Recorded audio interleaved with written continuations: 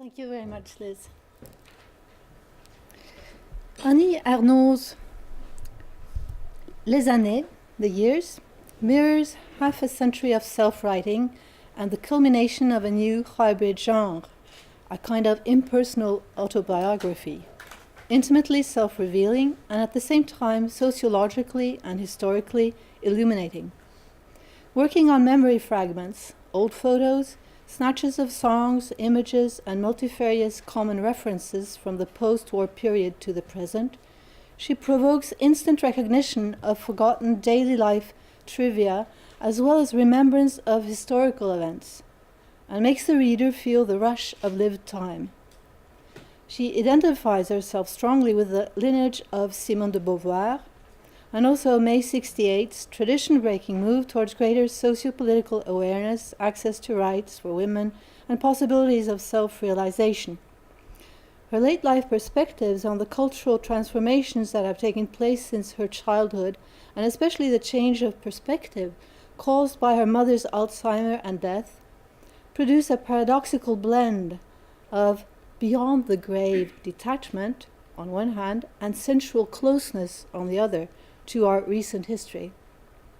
She displays the contingency of things, practices, discourses, values, and everyday gestures, reminding us of a past which is constantly obliterated by the quest for everything new. In my view, the years translated in 2017 represents a model of a reflected life, especially because her comparative reflections on how she lived the before and the after the so-called youth revolution cast light on so many collective mentalities of our time. It shows how autonomy can be strengthened not only by authoring one's own life story, but also by objectivizing the self within the larger cultural historical context of generations and social classes. But Ernaux's way of historicizing the aging self is also a means of moving beyond the personal self and the emancipated individualism the younger woman took for granted. The question is, to which degree the intense identification with the mother's final life stage implies a revision of the aging daughter's understanding of the cultural changes she is part of. The now 78-year-old Ernaux impersonates through her writing life the normalization of new emancipatory ideals as ownership to one's body, sexual freedom, and control of motherhood and career. Most of these ideals were in stark conflict with the mother's values and the traditional rural, working-class Catholic background Ernaux has portrayed in several books, where marriage was an unbreakable institution, extramatrimonial sex was associated with sin, shame, and dread of unwanted pregnancies, and abortion, helping to perform abortion, as late as 1943 was associated with the guillotine. Not only in the years are we told how the first introduction to Sartre, and especially Simone de Beauvoir, was a lasting revelation for the 18-year-old Annie. One wouldn't have been oneself if Beauvoir hadn't existed, Ernaux claims, 40 years later. When she left her parents to study in Rouen, determined to shake off the shells of her proletarian background, the existentialist imperative to create oneself through self-transcending projects fueled her exploration of new freedoms as well as her social ascension towards educated middle class. To exist, according to Sartre and according to Beauvoir, you could not submit to essentialist roles and ideologies, thoughtless repetition of mothers' lives, devoted to children, husband, and housekeeping. This kind of life was inauthentic, immanent being of the worst kind, according to Beauvoir. Today we are less inclined, perhaps, to accept Beauvoir's negative views on repetitive, life-sustaining activities, including giving birth, as uncreative, inauthentic imprisonment. Anyway, just perpetrating old lifestyles was unjustified. An authentic life had to be made new, thrown towards the future. May 1968 was the first year of the world, she writes in The Years. I quote, "Everything moved towards a new intelligence and the transformation of the world. Everything once considered normal had become the object of scrutiny. Every aspect of reality was questioned. The key word was liberation. The shames of yesteryear were no longer valid. All that had been forbidden, unspeakable, was now recommended. The discourse of pleasure reigned supreme. The ethical vocabulary of shame and honor was replaced by words like frustration, satisfaction. The new ethos was relaxed.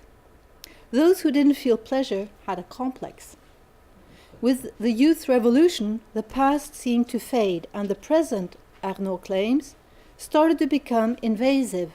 Parents and middle-aged belonged definitely to another time and taste. Quote, "We took their opinions and advice as pure information, and we would not grow old." Evoking her coupled life as teacher and mother of two sons, the narrator observes how her gradual embourgeoisement corresponded to collective trends, how political engagement was domesticated by the permissiveness, consumerism, and leisure of the advanced liberal society. Bourdieu is her intellectual father, if Simone de Beauvoir is the intellectual mother. When the small family moves to a newly constructed town in the outskirts of Paris, the fascination of shopping malls, the absence of the historical past, and the derealization of daily life is recognized without prejudice. At 40, the couple reaches the end of the road of reproduction, coinciding with the social achievement of buying a house and the prospect of 20 years of mortgage payments. At that point, old age suddenly comes closer, and divorces begin to proliferate among their friends. Considering breaking up her marriage, she wonders to which degree the obsessive question, would she be happier in another life, is a product of May 68. After divorcing, "I have only one life." She engages herself in love affairs with often younger men, seeking the limits of self-annihilation in all-absorbing passion, while reaffirming herself more and more as a prominent writer of unspoken, tabooed realities, including, since her mother's death, those of the aging woman. In The Years, the chronological account of the cultural historical changes the narrator has lived through is rhythmed by some significant repetitions. One rhythm is marked by the return of family gatherings, experienced first as a child, adolescent, and young adult at her parents' holiday table, then as mother in the couple's home, and later on special occasions when she reenacts the role of maternal nurturer. The changes in dining habits and topics of conversation always point at transformation on a larger anthropological scale, especially regarding the perception of past, present, and future. Another recurrent episode is when she's lying behind her lover's back, thinking of how she used to lie behind her mother's back in her childhood, and dreams of the past. It's a way of recollecting kind of continuity in her life. Other breaks, again, in the historical linear narrative are created by the recurrent descriptions of old photos, where the narrator evaluates the changes brought to her life and looks. Sometimes she is accompanied on these photos by her sons as boys, young men, and adults, and on the last photo she is portrayed with her granddaughter. The discrepancy between the inside and the outside, between her subjective perception of age and the signs of age exhibited by the photos, underlines a core theme of her memoirs. On one hand, the sense of self-continuity and desire to reconnect with the self of the past, and on the other hand, the ruptures between different selves caused by constant self-reconstruction through new projects and relations in accordance with a culture obsessed with youth and accelerated innovation. The sense of age was certainly changed compared to her mother's generation. So I forgot to show you this slide, which is her books about her mother, about the loss of her mother. Je ne suis pas sortie de ma nuit, I have not come out of my night, which was the last coherent phrase the mother uttered in her late phase of Alzheimer, and in Femme, which is a reconstruction of the mother's life. In her 30s, the protagonist does not feel any particular age, though certainly feels a young woman's arrogance vis-à-vis older women, a condescension towards the menopausal. It is unlikely she will ever be one of them herself. She is unperturbed when someone predicts that she will die at 52. It seems to her an acceptable age at which to die. Later on, when her mother dies, at a much higher age, it is a scandal for her. When she divorces, it is as if marriage had only been an interlude. She feels she's picked up the thread of her adolescence where she left it off, returning to the same kind of expectancy, the same breathless way of running to appointments in high heels. In her 50s, we wore jeans, leggings, and t-shirts like girls of 15. Like them, we said, my boyfriend, when referring to our regular lover. As we aged, we ceased to age, to have an age. When we heard Only You or Capri c'est fini on Radio Nostalgie, the sweetness of youth washed over us. The present swelled and carried us back to our 20s. Compared to our mothers, strained and perspiring throughout menopause, we felt as if we had outsmarted time. Approaching 60 towards the end of the 20th century is the same refrain. And we did not age. The things around us didn't last long enough to grow old, replaced and rehabilitated at lightning speed. Our memories didn't have time to associate them with moments of existence. What does it mean to grow old when the present has outsmarted the past? The past must be refound, not quite in the manner of Proust, but here too, the mother, the lost mother, plays a key role.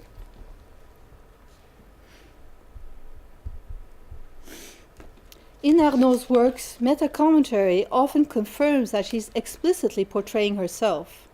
The mother is present in most of her books, and 2 books are only about her. As I said, Une Femme, published a year after the mother's death in 1986, and Je ne suis pas sortie de ma nuit, published in 1997, which is the daughter's raw journal of the development of her mother's dependency, Alzheimer, and death.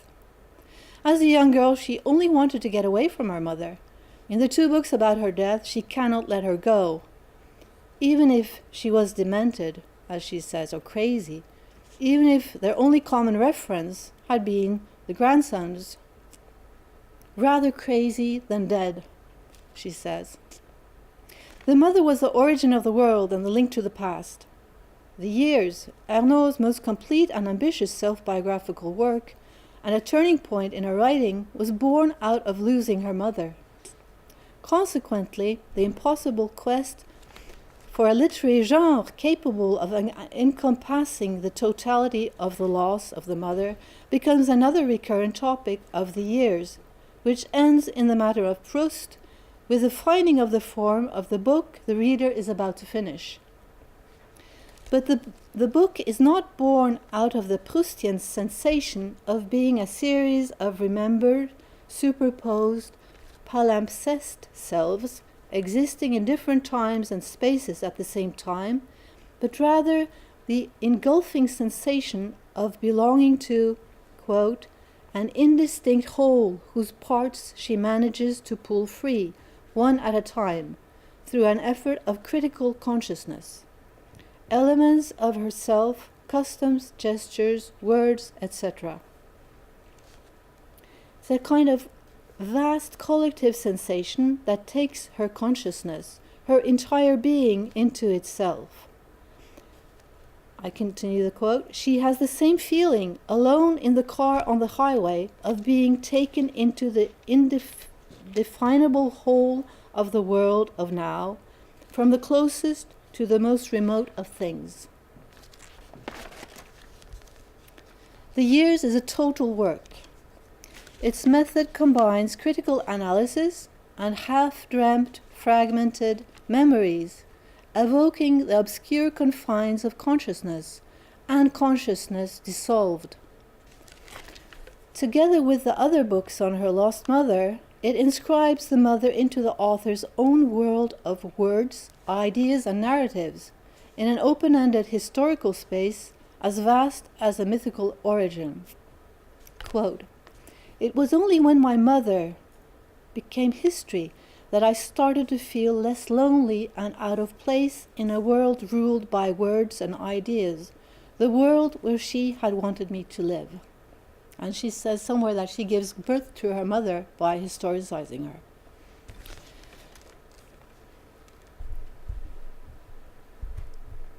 Ernaux is not the only woman of her generation to write about the emotional turmoil of losing the same mother the daughters once so ardently fought to differentiate themselves from.